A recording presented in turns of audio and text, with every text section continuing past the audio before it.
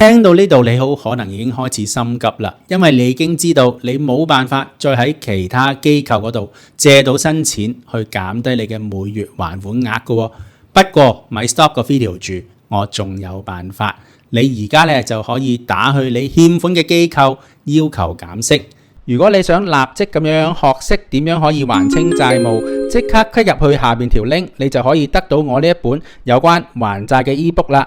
學識點樣一步步咁樣去還清債務，仲可以學埋儲蓄添，記得唔好錯過啦。仲有啊，記得而家即刻 subscribe 我。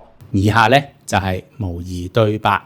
Hello， 你好，我姓游，我想將我嘅欠款呢就轉去其他銀行嗰度清，想睇下你哋公司有冇其他嘅減息方案俾我考慮。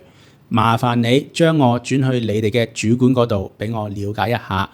當佢哋聽到你想將你嘅欠款轉去其他銀行呢，佢哋知道自己有機會失去呢單生意，佢哋呢係會想你留低嘅。而你嘅目標呢，就係由你而家嘅利息支出好可能係26至30% 呢，減到大概係8至15%。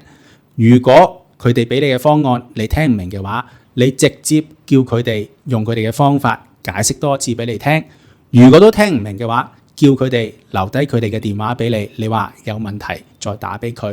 一般嚟講呢啲機構應該都已經有指引點樣去處理呢啲想轉走你嘅欠款嘅情況㗎。